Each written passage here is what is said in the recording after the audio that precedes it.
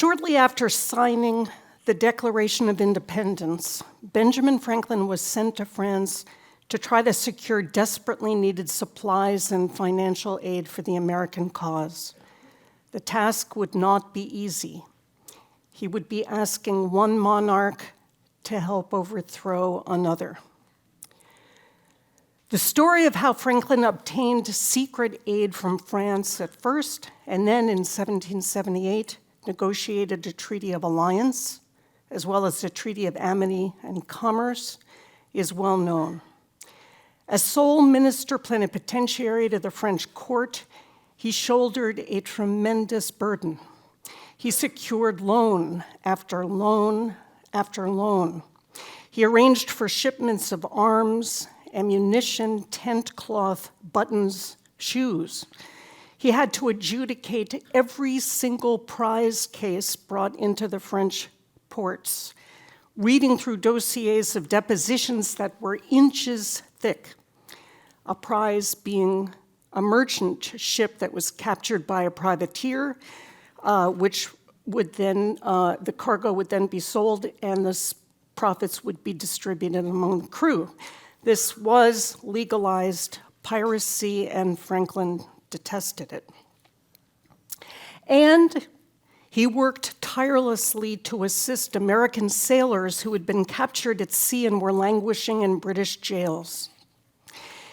He received in his residence at Passy outside Paris scores of letters from them, phonetically spelled desperate pleas for help. These brave men had resisted the pressure to change sides and ship out on British warships. As punishment, they were deprived of food rations and subjected to the worst kinds of inhumane living conditions. Franklin arranged for agents in England to supply them with food and clothing when possible and to try to help them escape. Many escapees made their way to his door. He listened to their stories, took down their names, and gave them money enough to allow them to travel to the coast and ship out again on a French or American vessel. For years, Franklin tried to negotiate a prisoner exchange. For years, the British refused. In fact, Great Britain didn't consider these men prisoners of war. They were traitors, and as such were entitled to more severe deprivations than were enjoyed by prisoners of other nationalities. Franklin's inability to do anything to affect Britain's policies was a source of tremendous frustration, personal anguish, and rage. This was further inflamed by the reports he was receiving from America of unspeakable atrocities visited upon innocent civilians, including women and children. Such barbarity from a country that called itself civilized. After the British surrendered at Yorktown and he was called upon to negotiate the preliminary Articles of Peace in 1782, Franklin began to think about how the laws of war could be amended to prevent such needless suffering in the future. He saw America's status as a virgin nation, as he put it, which was now widely recognized, the country that is, and being courted by several European countries for commercial treaties. He saw this moment as presenting a unique opportunity. The way to change the law of nations was through treaties. The United States of America could not only be a leader in the cause of individual rights and liberties through its Declaration of Independence, but through its treaties, it could lead the world in requiring that nations at war with one another treat the innocent among their enemies with humanity and compassion. The germ of this idea came to him in the spring of 1780, when Russia formed a League of Armed Neutrality. Whatever may formally have been the law of nations, Franklin wrote to the President of Congress, All the neutral powers, at the insistence of Russia, seem disposed to change it and enforce the rule that free ships shall make free goods. In other words, ships from neutral countries would be off limits to plunder. I have therefore, he continued, instructed our privateers to bring in no more neutral ships, as such prizes occasion much litigation and create ill blood. A few days later, he developed the idea further. I even wish, for the sake of humanity, he wrote to a friend, that the law of nations may be farther improved by determining that even in time of war, all those kinds of people who are employed in procuring subsistence for the species, or in exchanging the necessaries or conveniencies of life, which is for the common benefit of mankind, such as farmers on their lands, fishermen in their barks, and traders, merchants in unarmed vessels, shall be permitted to prosecute their innocent and useful employments without interruption or molestation, and nothing be taken from them, even when wanted by an enemy, unless they be fairly compensated. To yet another correspondent, he added, as men grow more enlightened, we may hope that this will in time be the case. Till then, we must submit as well we can to the evils we cannot remedy.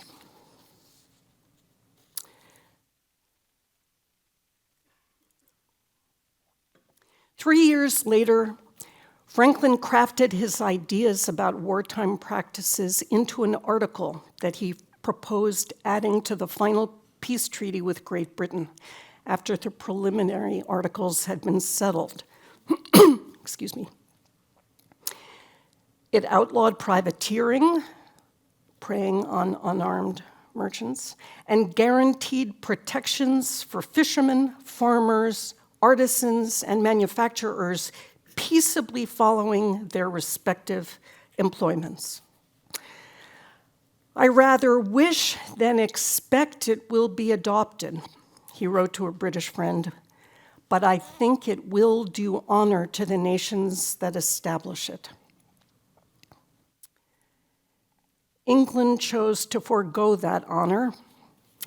David Hartley, the British negotiator, praised the article to Franklin's face, but in his private dispatches to his government, he argued against it as being unprecedented, beyond the scope of a treaty, and leading to very deep consequences as yet unforeseen.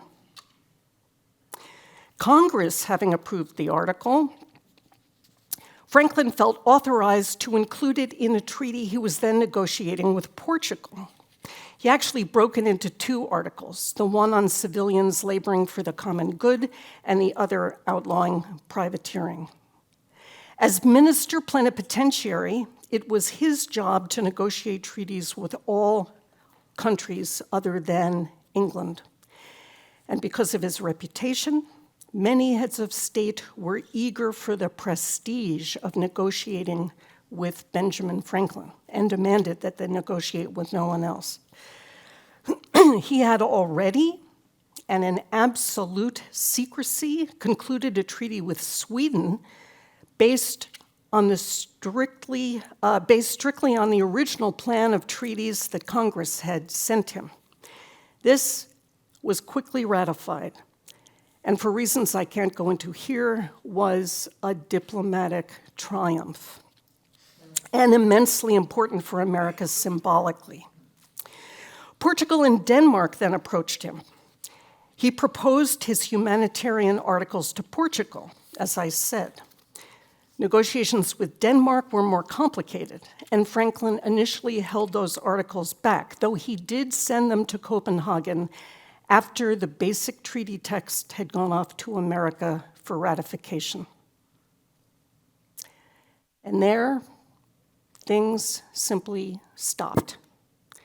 Month after month after month, Franklin expected to hear back from Congress. The Danish negotiator delayed his return to Copenhagen because of Franklin's repeated assurances that the congressional ratification would arrive any day.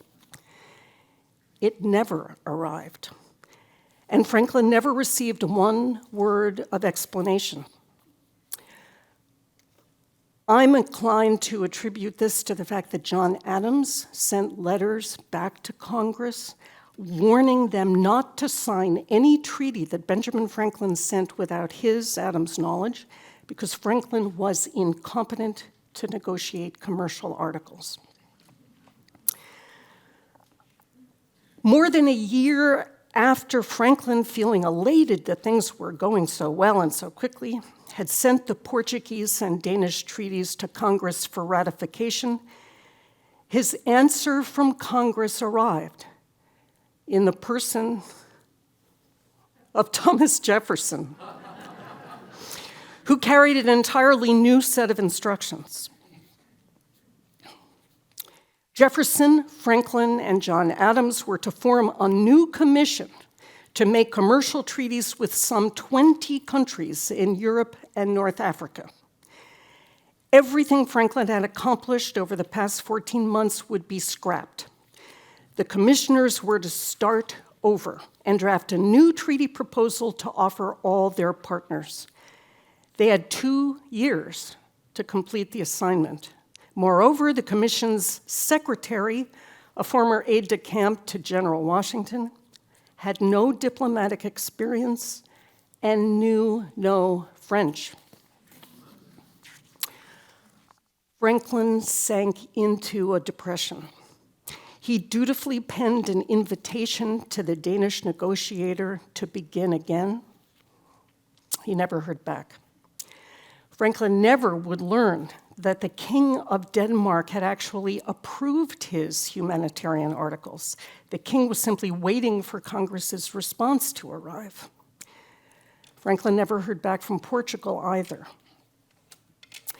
Franklin took a back seat as Jefferson set about drafting the new treaty proposal.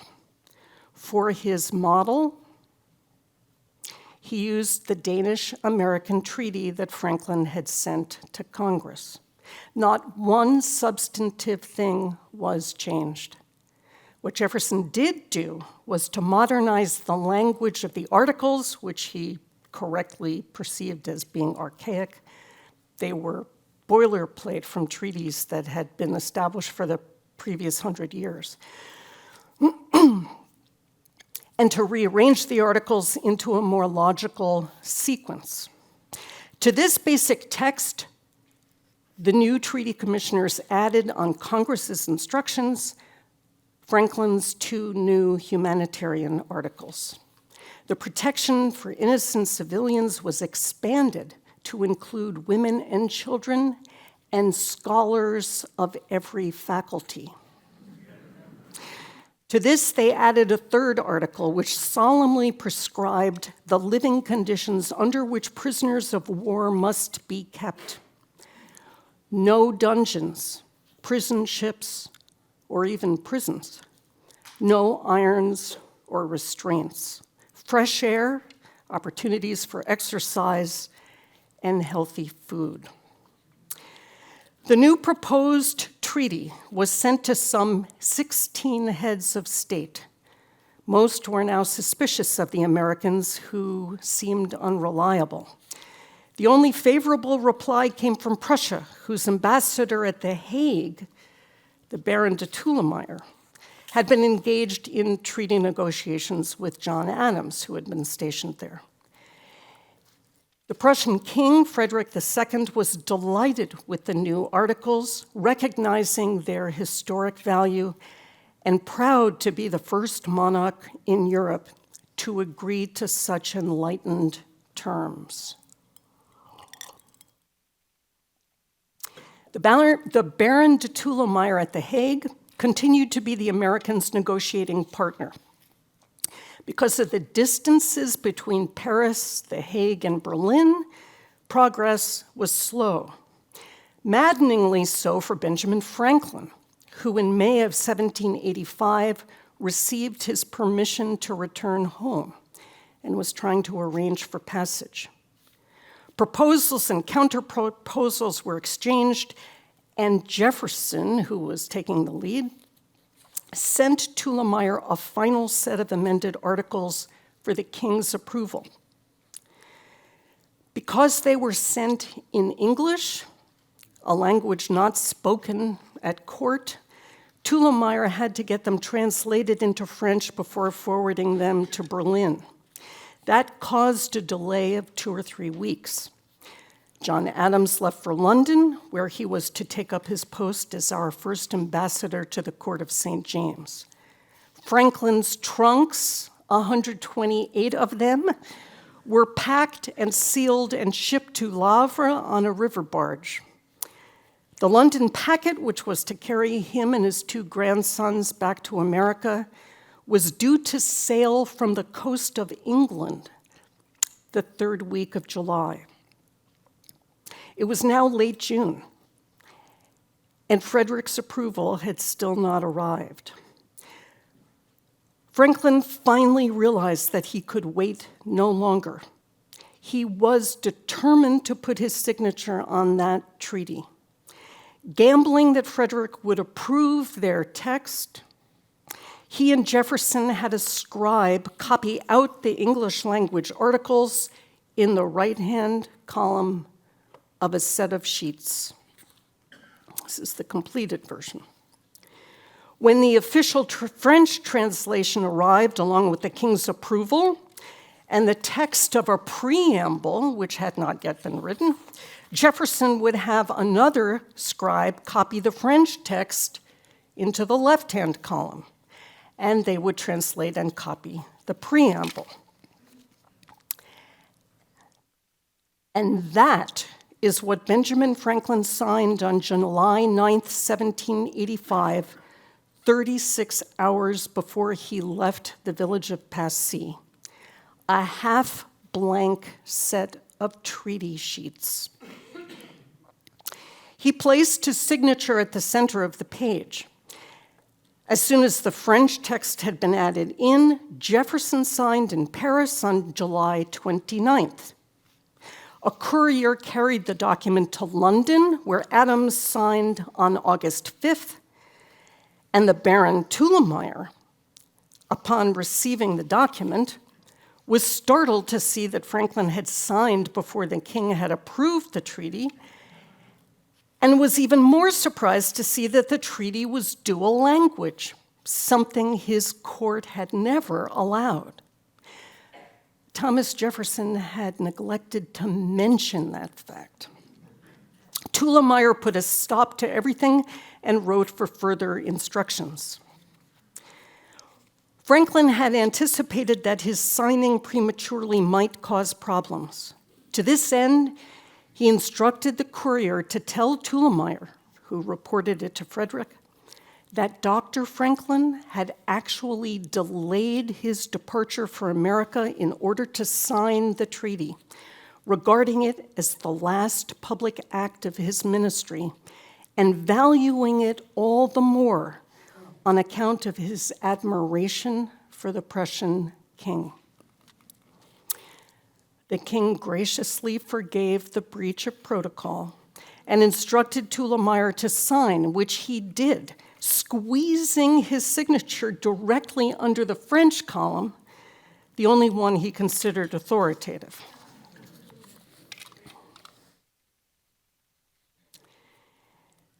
It's been said that Franklin's signing of the peace treaty with England was the crowning achievement of his career.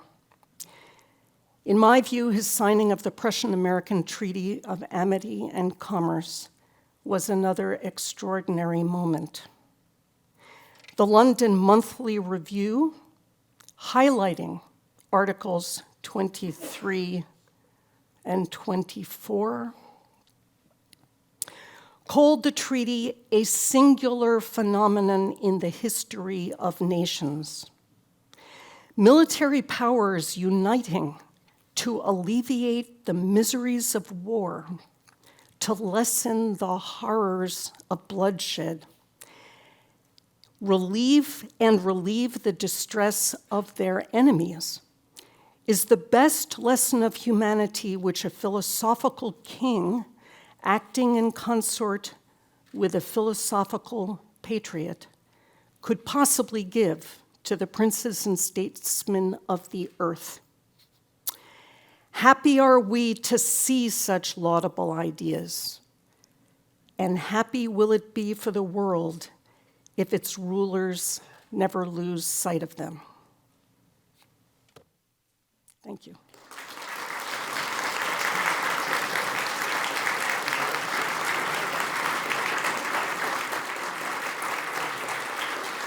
Lovely, thank you.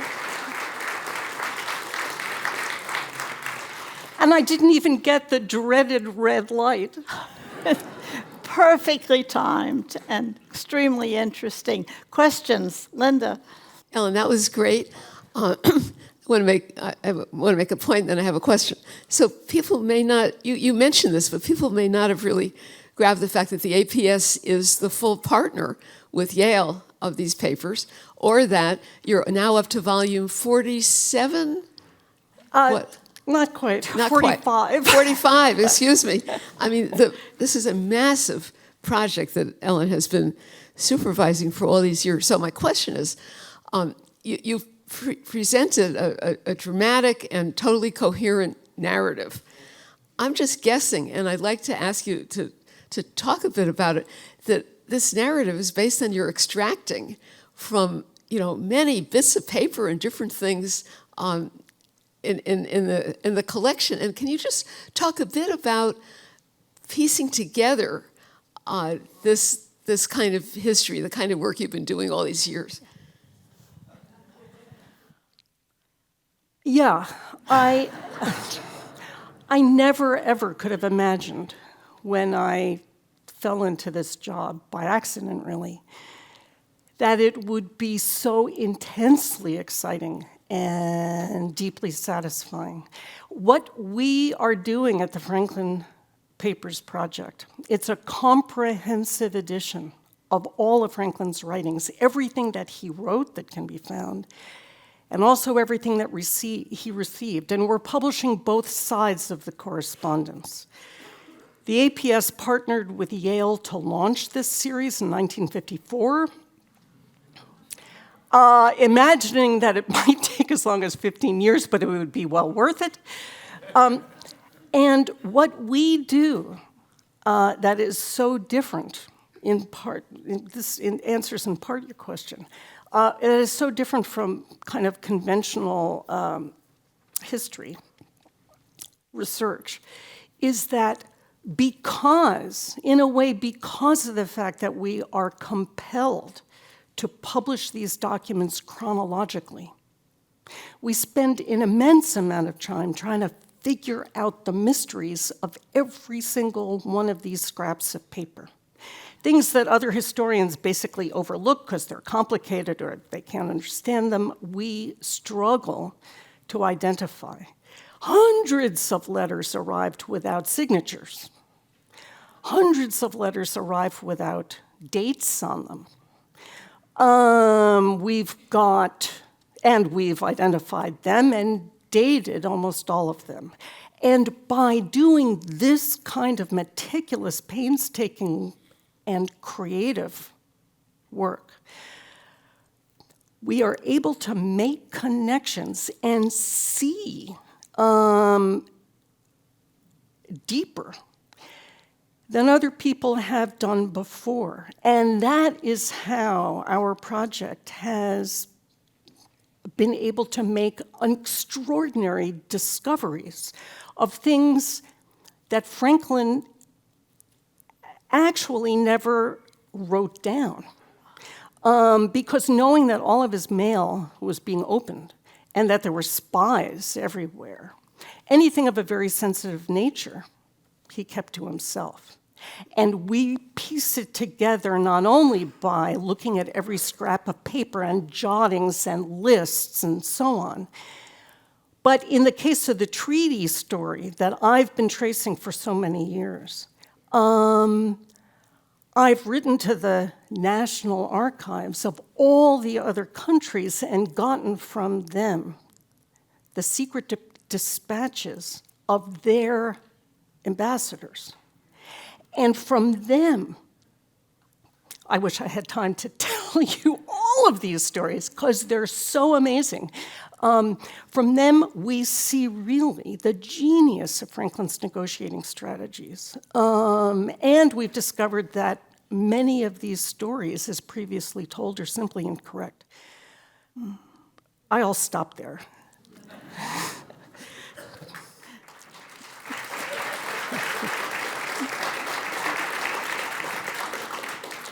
My name is James Neal. I'm from Washington, D.C. with the Institute of Museum and Library Services. I'd be interested to hear you comment on the strategy for digitization and preservation of all the materials you found among these papers. And I haven't had a good chance to look at the online presentation, but I got a glimpse and I was impressed. But I'd love to know more about the strategy. Thank you. Our digital editions is the question. Well, there are two. In 1980, we partnered with the Packard Humanities Institute, David Packard Jr. being a pioneer in digitization. And he approached us to digitize every document we had in our archive, some 30,000 papers, 3/4 of which are here in this library, and others were collected from all over the world. And at that time, presses were very wary of our editorial notes being offered for free to the public because that might undercut the sales of volumes. And so the original agreement was to mount only the texts of the letters, and we transcribed everything in raw form, but updated as we publish our volumes. Then, some time ago, the National Archives launched an incredible initiative called Founders Online. You can all Google that and instantly get to a website that contains, for free, the published volumes of all the editions of the Founders Papers. And it's cross-searchable. So there, Washington, Madison, Adams, Jefferson, Franklin, and Hamilton. And there you can get not only the texts, but you get all of our annotation, which explain and illuminate what's going on. So with those two, scholars have been able to do more than they ever could before and write their research papers at home in their pajamas.